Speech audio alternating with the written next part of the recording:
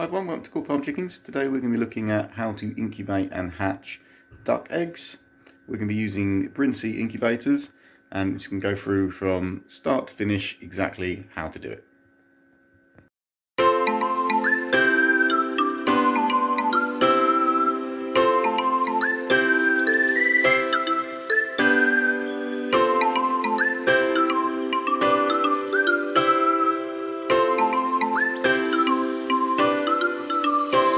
So the first things you need to do is set your incubators up. We've got the Mini and the Maxi 2 Eco versions.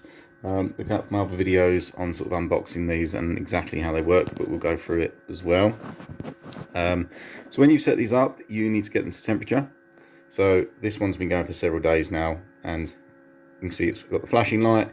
This one we've just turned on, so it's got the solid light. Once this light starts blinking, we know it's at temperature.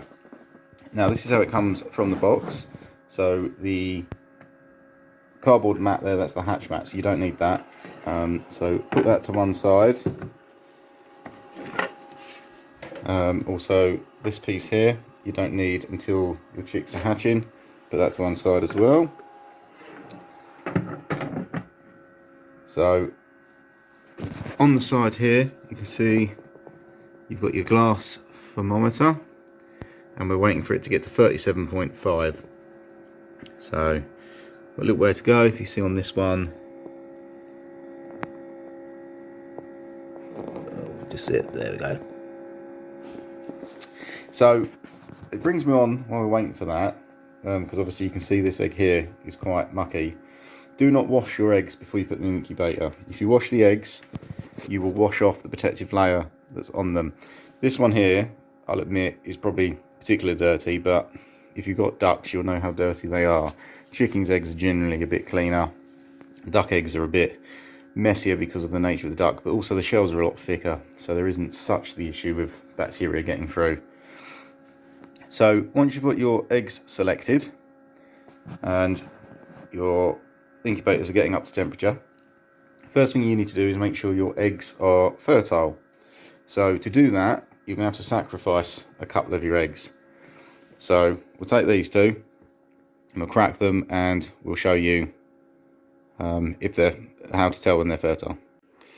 Right, so to check that your eggs are fertile, you need to use a glass dish, take one of the eggs, crack it, and then I'll show you the bullseye mark you're looking for. Use a glass dish because the bullseye might actually be on the bottom of the yolk.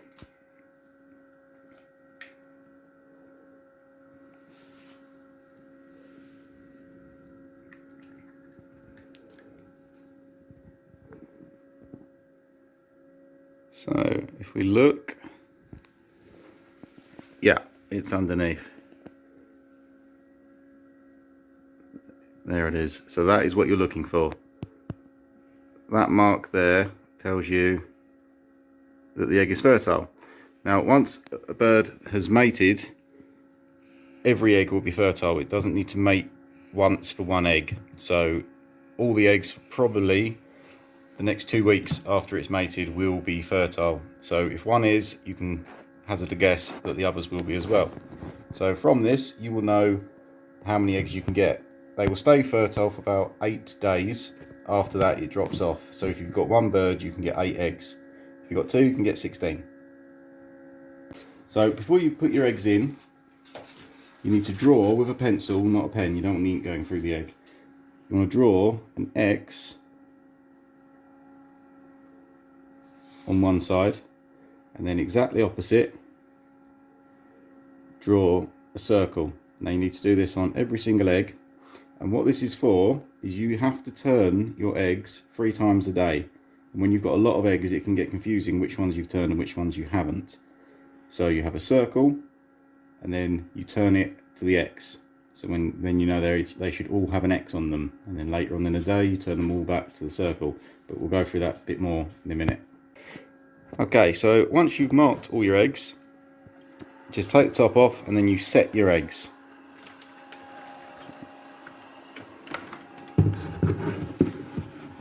So you need to lay them sort of around the centre. See in this one, Some people do it sort of so all the points are out, or so they're nice and uniform. Doesn't actually make any odds. It's just as and when you do it. But as you're laying them, make sure they're all the same way up. So we've marked them all with a cross on one side, all with a circle on the other. So they all need to be on whatever side you want to start with.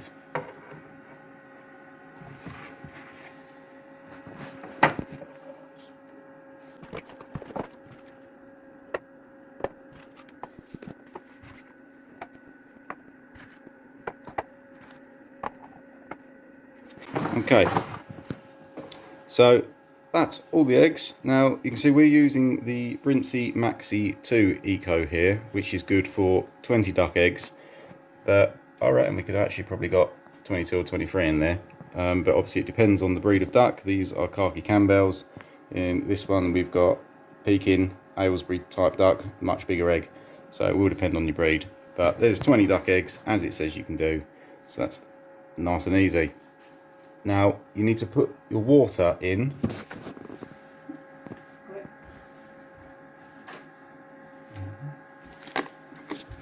So the way you do this is you have an outside reservoir, so you can do this whilst the lid is on, but I'll do it with it off so you can see it rising in the middle. Now you've got two sections in the middle. You don't need to worry about the section on the left, just worry about the one on the right for now. So you use this on the outside to fill that up, and it travels along the tube, and you'll see it start to fill up this reservoir.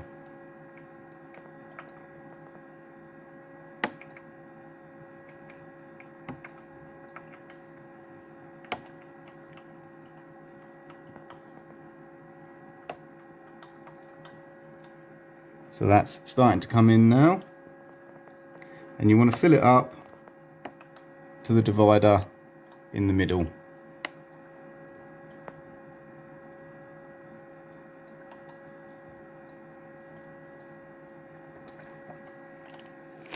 Okay, so that's full and that's full, and you just keep an eye on that as you go through the incubation stage, and you don't need to worry about this second one until later on, and we'll go through that when we get there. So in terms of setup, that is it.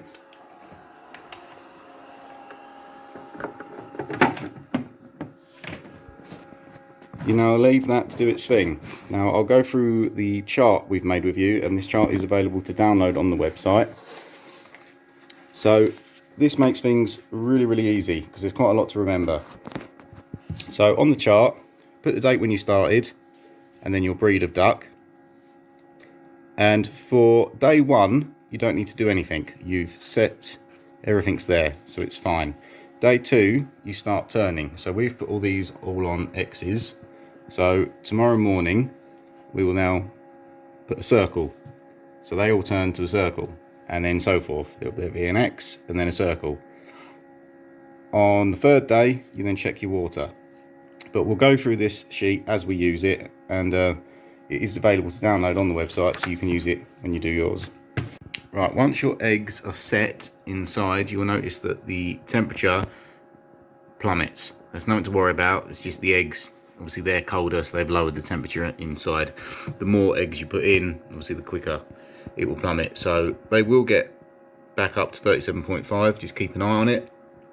And don't open it for the rest of the day, so you want to leave it 24 hours really. So it is best to do this in the morning. So set your eggs in the morning, and then you know tomorrow morning you can start your turn, and you're all set from there. Right, here we are on day 10, and we're on the evening turn. So we're going to take this opportunity now to candle the eggs. Now what that means is to shine a light through the eggshell so we can see what's inside. You can buy egg candlers, they're quite expensive, or you can just use a torch because it works exactly the same. So I'm going to take the lid off, and then you individually shine the light through the eggs, and we'll do that now. We'll turn the light off, we'll do it now and show you what it is you're looking for. Okay, So take your egg, hold the torch, make a fist around it so you've got a bit of a nest for the egg to sit in, and place the egg. Just wait for the camera to focus because it's right. Now, as you can see around it, that's what you're looking for, those veins, red blood veins. That shows that it is a viable egg. Now if we just turn there, you can see something moving.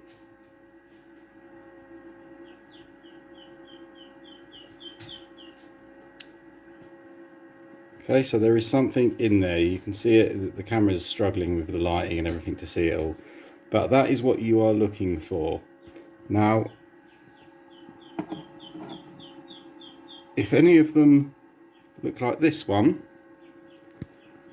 so it's literally just lit up, it's all see-through, you can just see an eggshell, an egg yolk floating around, that's a non-viable egg. If it's doing that, basically you've made a beacon that's not a viable egg. So discard any that look like that, there's no point, that's not fertile. But if we just grab another one, random, there you are, you can see it's got the vein in, and you can turn it around and you'll see movement. You can see it in there. Okay, so go through all your eggs, take out all the ones that are not viable, leave the ones that are, and then just continue down the sheet doing your water, which is topping it up each day, until you get to the next candling. That's where we'll pick this video up here on day 20, and we'll see the development then, because even though they're all growing and viable at the moment, it doesn't mean they're all going to make it. Hopefully they do, but it doesn't guarantee that they will. So we'll pick this video up again on day 20. Right, so here we are on day 20. As far as I'm aware, all the eggs are still all right. See on our sheet, we're now on the evening, and it's time to candle again. Make sure they're all still viable. So I've been filling this in. Again, if you want a copy of this, you can get it from the website. So putting the X where I've turned it on the X, circle where I've turned it on the circle. There's a couple of dashes. That is where I haven't been able to get back in time, or work's overrun, and I haven't managed to turn the eggs. This isn't a huge problem, so don't fret about it if you've forgotten or can't get back in time. As long as you're not doing it constantly and all the time, it won't cause too many issues. So we'll turn the light off now, we'll get these out, we'll candle them, and see how they're supposed to look.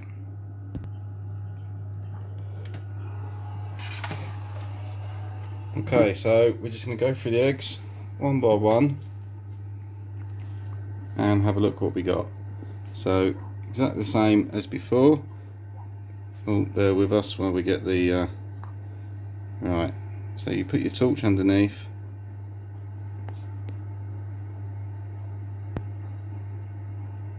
it's not focusing. Right, so that one, that's got movement. So you can just see there, I apologise for the state of the camera, I have to work out how to get one to focus in the night. Right, leave it there. So at this stage you'll be able to see movement in the egg. So we just did on that one, so we know that one's correct. Let's just grab another one. It's easier if you locate the air pocket and shine the light through, and then slowly rotate.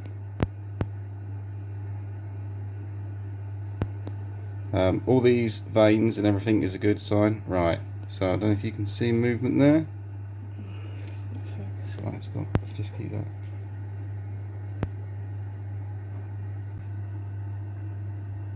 Right, so on this one you can see movement inside. See it there, sorry about the focusing. That's what you're looking for at this stage. You'll be able to see a lot of movement. If you get an egg where there's not any movement, or it's just really dark, doesn't mean there isn't anything. This one you see, you can't see anything, but just slowly rotate round, and there we go. On that side you see you've still got the red, you've still got the veins. That is all a good sign. If the egg has got clear liquid in it, so if you move it like that, and you can see that air pocket, you can see the line, see the clear line. If you go like that and it sloshes like water in a cup, then that is a rotten egg. If it's not sloshing, that's all a very, very good sign. So you are looking for movement at this stage, but you might not see it in every single egg. There's another one. There we are. So that is what you're looking for. It's almost like a little ultrasound. So go through your eggs, all your eggs. Make sure, if you've got ones you're not sure about at this stage, mark them. Get your pen, just make a separate mark, a question mark, or whatever you want, and then do it again tomorrow. Don't at this stage just assume it's a bad egg and throw it away. It might not be. The baby might even be asleep inside. So do it again tomorrow if you're really not sure. But if it's a sloshy liquid, then that is a rotten egg and you do need to dispose of that. So we are at the end of day 20. We will pick this up in a few days time because there's certain things you need to do as you prepare. So full water, that's when you're going to want to fill both of these reservoirs with water to increase the humidity within, and we also need to stop turning the eggs as we go down and insert the hatching mat. So we will pick this up again on day 24, so just 4 days time when we're doing the water. Right, here we are at the end of day 24, and we can see on our chart it says full water. Now what that means is the reservoir inside. So at the beginning of the video you saw me fill half of it. Now we need to fill both sides, and what this does is increase the humidity inside. So we're gonna pour the water in here. Now it will eventually overflow in the middle by doing that. Let me zoom out. But you can just fill from this end. So you want to fill all the way up, and now you just want to maintain that. So we've still got 4 days to go before hatch day. You do have this that goes on there, it stops the chicks drowning, as I said, but leave it off just for now so you can still see your lines and everything properly. But that will need to go on probably when you put your hatching mat in. So 4 days to go. It's getting exciting now. So just carry on what you're doing. Carry on turning the eggs for a few more days. We don't turn the eggs towards the end, but we'll keep going for now. And yeah, soon we will have ducklings. Okay, here we are, day 26. Now, I was going to do the next bit about the hatching mat, about putting it in and everything, but for some reason, we've started to hatch early, and I'm not too sure. This one here, that little dark mark there, is a pip. See it better that way, and we can hear them cheeping inside. So, yeah. I might have to put the hatching mat in early. So we'll do that, even though, yeah, because we're going to need it before they come out, and we'll just quickly go through what the hatching mat is. Right, so this is your hatching mat that comes with it. You only get one. Have a look at my other video for my complaint about that. I won't go into it now. But you put this underneath the eggs, and it means when the chicks or ducklings hatch, they've got a bit of a rough surface to cling onto. It stops them getting splayed legs, stops them slipping all over the place. Now, you're supposed to put it in a couple of days before they hatch, so that it's in and ready and there's lots of humidity and you stop turning. But because they've, or at least one, started to hatch early, it presents a bit of a problem. So I need to put the hatching mat in, but it's starting to pip, and you're not supposed to open the lid because it will get rid of the humidity. So I've got a choice to make, and I'm going to have to risk the humidity being low to get the hatching mat in, but we'll have to do it quickly. Now, this is the bit where you have to be really, really careful, because all of these eggs have got to come out. If you drop one at this stage, it will be devastating. So make sure they are put in a really secure place, but you must do it quickly. So we're going to do that now, get the hatching mat in, and then put at least this little guy exactly back in the same position. Right. Okay, so we're going to use the Brinsea box because it's available and it's at the same level, so there's less risk of dropping anything. So what do you want me to do? My little helper is going to put this in. I'm going to move the eggs. So do I just Quickly. No, let me move the eggs first and then we will. Right, so I'm going to move that one last because that's the one that's pipping. Be very gentle with these other ones because, as we have seen, they are all viable. They're also a lot lighter. You can feel they're cheeping as I pick them up. You can feel they're lighter than when they started. You can feel they're lighter than a fresh duck egg. Now, doing the weights is something that other breeders do. You're looking for like a 10% weight reduction as the chicks grow inside and they lose the water through the shell. And people are putting them on scales and recording the weight reduction to make sure the humidity is correct and all that. You can do that, that's fine. It's a bit advanced. I don't really see the need. And all you're doing is risking handling the egg a little bit more. You're risking that egg being damaged or dropped. When if you're doing everything else correctly, it should be fine without having to adjust humidities based on the weight of an egg. However, it might well depend what country you're in, if that advice is relevant or not. If you live in a very humid country or a very dry country and the outside humidity, maybe that's, but I find it's unnecessary to keep weighing eggs as they grow. So I can actually feel these ducklings moving, so they really are ready. I don't know why they're 2 days early, but here we are. So hatching mat goes on, and that really is it. Now you can take this opportunity to turn your eggs, put them on the different set, the circle or cross, but this now is the last point that you will turn eggs. Once they start hatching, you don't open the lid anymore. So we're just going to put them all in. They were on the cross. We'll do one last on the circle. We're going to put them all back in, and that will be it. Now according to my chart, we're 2 days early. 28 days is what it took our runner duck eggs to hatch, so that's what I based it on. But these are khaki Campbells, so it would appear that khaki Campbells, on this occasion at least, are a couple of days earlier. So it could just be that we're now in the summer, and the last ones it was a bit colder, but it's trial and error.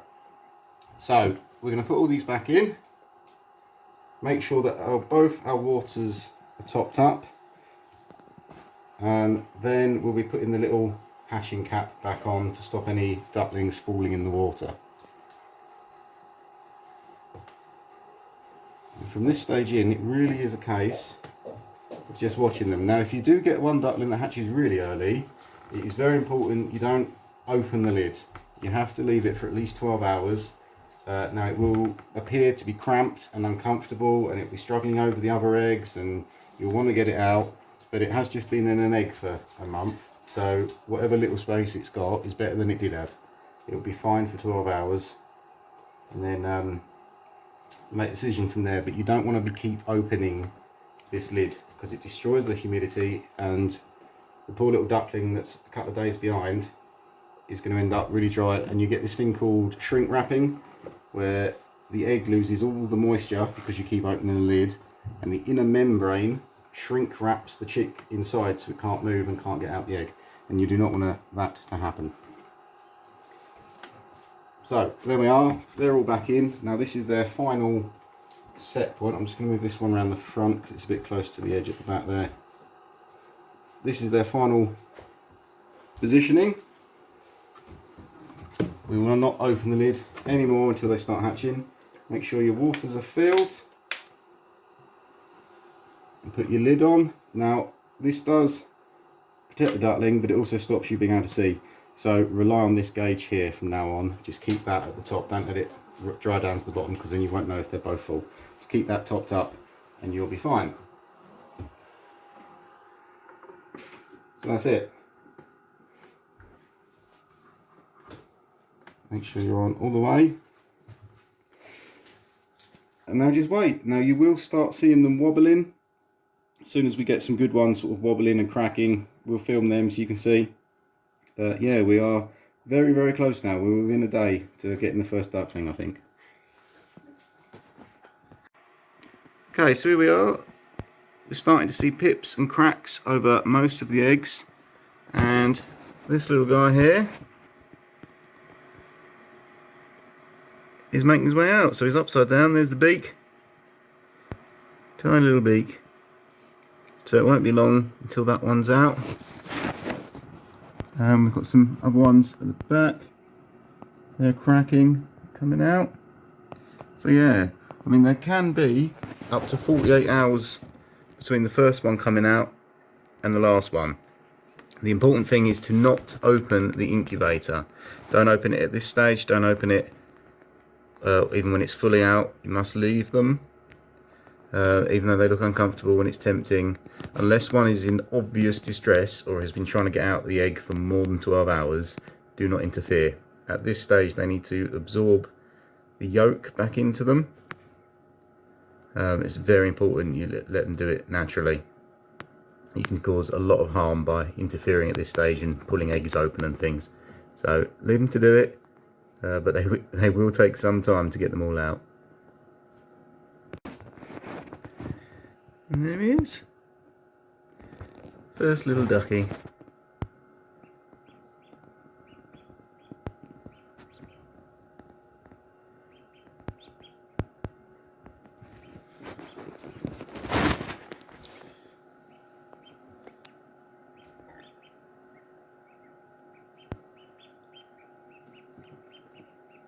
Okay, not quite the colourings I was expecting.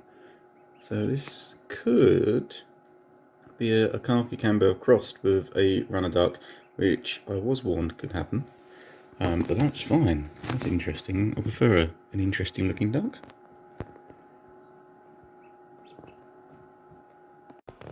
Okay, so once they start hatching, they do start to come quickly. You'll see them sort of laying like this. It's because they instantly fall asleep, so don't panic. They're not dropping dead. They scramble around and then just stop, and it will stay there for a couple of minutes and then it will start again. So we've got 2 out at the moment.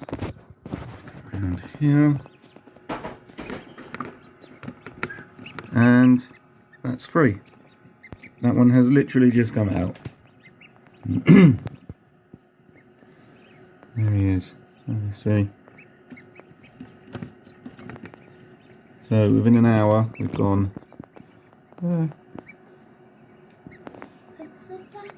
from 1 to 3. Now you'll notice on the incubator it's starting to mist up. This is because you've now got creatures in there breathing, so you will get quite a bit of condensation. It's not a problem, it's perfectly normal. The machine is built to cope with that. You've got a vent. Where are we? Got a vent here, so lets all that out. But yeah, it might get a bit misty, but it's not a problem. But yeah, it's difficult to see them. It's even harder to film them. You can see this little guy. Where are we? Yeah, it's just focusing on the... There we are.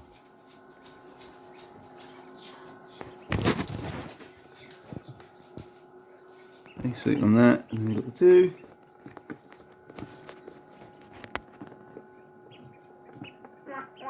There we are.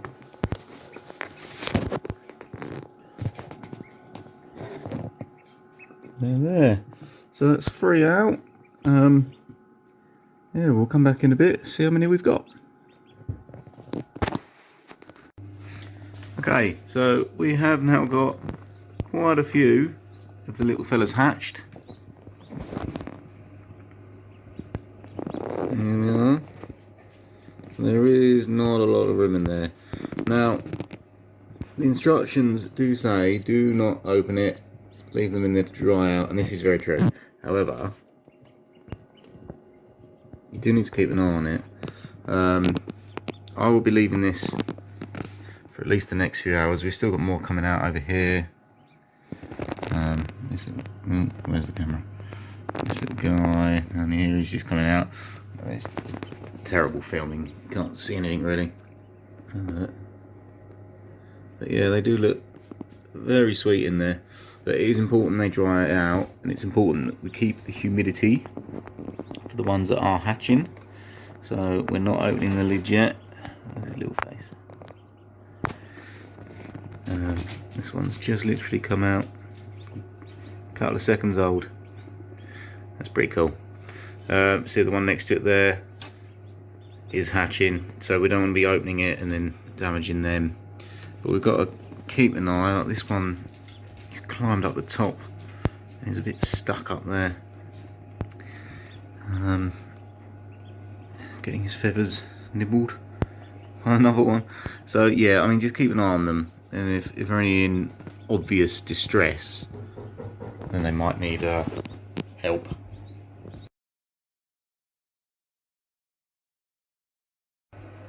Right, so I mean, at least more than half have hatched now, and we can't actually see what's going on anymore. So we're going to have to now lift this and remove the birds that have hatched for their welfare, really. I know they're sort of sleeping and drying out, but I can't see what's going on. I can't see if anyone's in trouble. I can't see if one's being crushed. So I'm going to get them out and as quickly as we can. We've got the brooder set up, so we'll put them in there, and then we'll leave the remaining eggs to hatch overnight. Okay, so we've taken the top off. Now we're moving them as quick as we can and make sure that they don't fall. That's it. Okay, and we'll get them in the brooder to dry out. Okay, if any are... Was that a shell? That was a shell, yeah. That one. I get to it.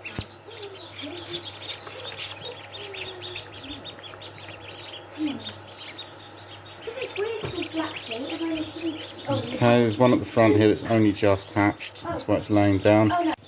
Okay, so we've removed them all except one who'd only just hatched and needed time to recover. So we've got them under the heat here. There they are. They do this huddling together thing. It is it's quite hard to watch because they do look like they're crushing each other, but it is what they do. So we'll keep an eye on them, but they don't need any food or water for the time being. They just need to get warm and get settled.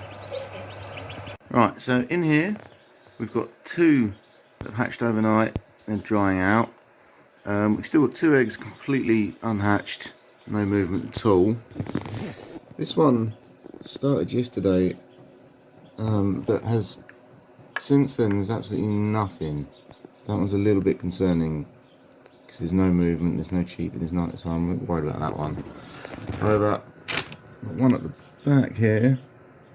See, the inner membrane has gone a bit brown on there, which means it's drying out, but there is still movement inside that one. So I'm going to leave that a few more hours. That may need assistance. And this is the issue with constantly taking the top off. This is it dries out the membranes of these other eggs. However, the amount of birds in there was crazy. I couldn't lift all those birds in there overnight, so I did have to open it. But that's why you leave it to a certain point. You don't keep opening it for every single bird individually. Leave till you've got at least half, and then quickly remove them, because this is what happens. So if we go over to the ones that have hatched, I'll show you them.